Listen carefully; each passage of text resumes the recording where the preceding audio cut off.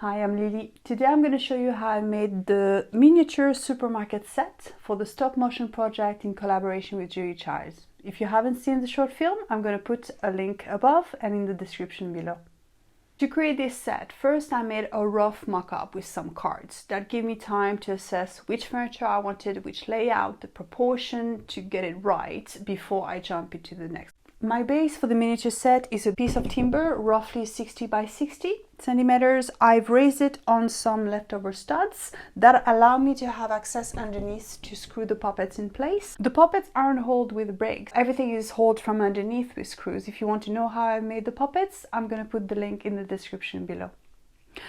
All the walls and the furniture are made with foam boards. They are removable, so it's easier to take them out and to get the camera in to film it at certain angles. Most of the props and items on the shelf are made with polymer clay. I made first some shape, made some silicone mold, and then I was able to cast it in resin multiple times. When it comes to the close-up for the till, I've actually created some bigger tills. So as you can see here, this is the one used when we shoot the main scene. And for the close-up, I've recreated the till with bigger hands, bigger items, so we're able to go into more details. And that also allowed to bring some lighting underneath, create some really nice effects. So I'm going to show you how I made everything from scratch and step by step. Enjoy the video. First, take some polymer clay, Super Sculpey or Fimo, and create little bottles and different shapes. Once you're happy with all the shapes you have, put them in the oven for 15 minutes. Then hot glue them to a board or a piece of cardboard and start making some walls with cardboard for the silicone mold. This is how it looks before I pour the silicone. So now mix up your silicone and pour it into the mold. Try to tap the mold to remove all the air bubbles and let it dry overnight. The next day, remove the cardboard walls and the silicone out of the board and then remove the little polymer clay shape inside of it. Then you can pour some fast cast resin into the mold. Let it dry for roughly 30 minutes, remove the resin pieces and then start the whole process again. So now use a piece of sanding paper to sand the bottom of each item so that it can sit flat. Use a bit of white tack to attach each item on a board. Then you can prime it and paint it.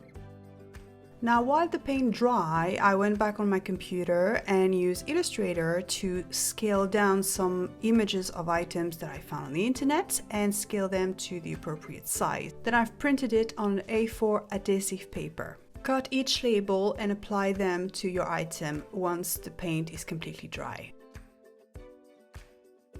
So now to create the cans, I've used some glue sticks, the one you put in a glue gun. Some of them are 7mm, some of them are 11mm. I think it's quite nice to have two different options. And then I've put some label around them. For the cereal boxes, I've sliced some pieces of foam board and then apply the label in front of it. Now when you come to the shelf, I've used my mock-up to get an idea of the dimension and proportion, then I decide to change the shape. So take the time to make a sketch that you're happy with and then start to measure every component of your shelf. What are going to be the lengths, the width, the height, and make a sketch for every component of your shelving units. Then I start to cut each part in 5mm foam board. I knew that I will bend some parts, so instead of slicing all the way through with my Stanley knife, I slice a little bit, but not too much, so it doesn't separate the piece in two, but I can fold it and it give a really nice clean look. I've also cut the shelves with my Stanley knife. Then before I start to assemble everything with glue, I did a test with a dry fit. Try to assemble everything together first and see if it fits properly. Then I used a hot glue gun to assemble each part. Cover everything with the self-adhesive film.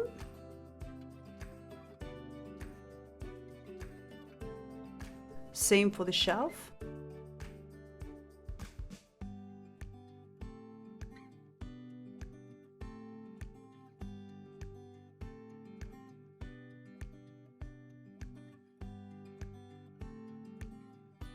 Assemble the bottom part of the shelving unit and cover it with self-adhesive film as well.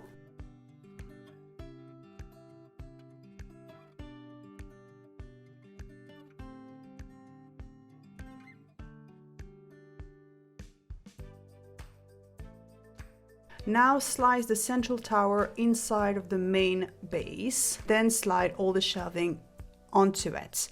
If it's a tight fit, it's actually better so it holds properly. It's not going to fall apart and you don't need to put any glue into it, so you're not risking making a mess. I've decided to add a little bit of light. I think I've used 5 meters of micro LEDs that I folded 3 times. Then I've gently bended the wire to follow the shape of my shelving unit and use some tape to hold it in place.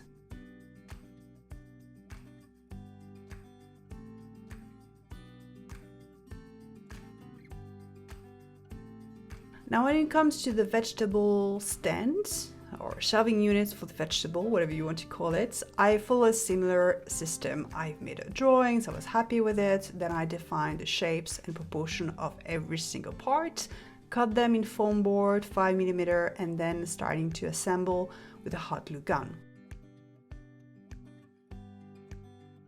One piece at a time, take your time.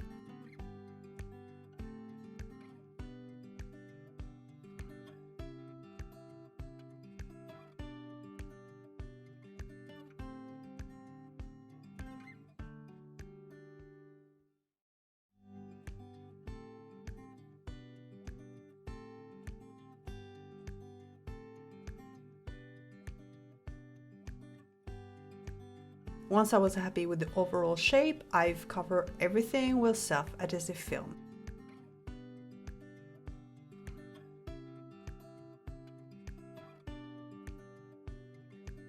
Then I started to shape some vegetable with some plasticine. And then I thought actually it will look really nice with some light from underneath. So I've used a punch to make some holes throughout. Then I've used, I think, 3 meters or 5 meters of micro LEDs that I put underneath and use some tape to hold it in place. Okay, so now let's go back to the main base of the sets. I've used a piece of timber, I think it was pine, roughly 60 by 60 centimeters, and some leftover studs. I've drilled some holes to connect the boards to the studs, and I've used also a countersink drill bit to make sure that my screws will be flush so it doesn't stick out from the floor. Then I cover everything with a self-adhesive film. Make sure there is no bubble, or try to remove as many bubbles as you can.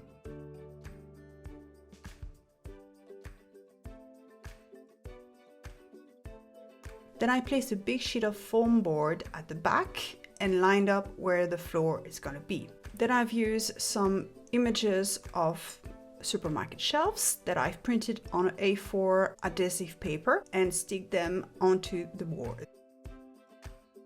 I've cut some slice of 1 centimeter of foam board and cover them with self-adhesive film.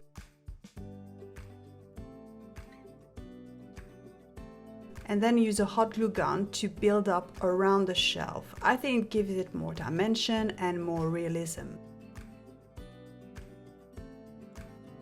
Once I was happy with how it looked, I put down my wall back against the set base and screw it in place. Make sure to use a washer before your screws so you hold it firmly in place.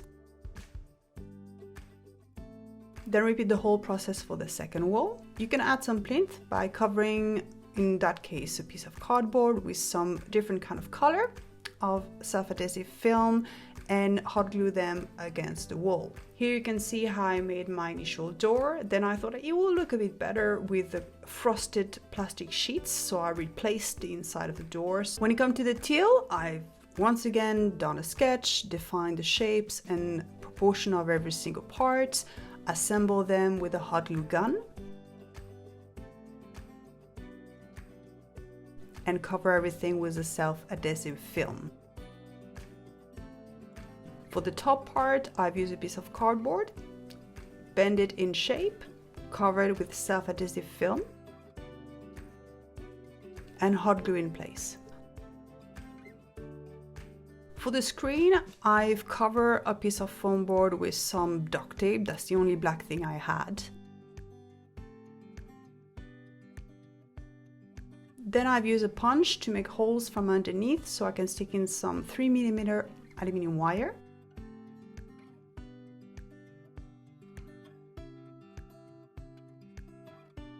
I've created the same kind of system on the sides.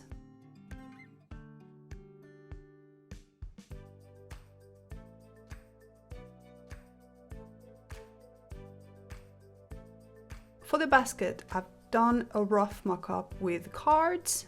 Then I've used my templates to copy it on a wire mesh. Then I've cut around the template and I start to fold the mesh until it's shaped like a basket. Initially, I did the handle with the wire mesh as well. And this is how it looks. I just thought it would be a bit nicer with wire instead.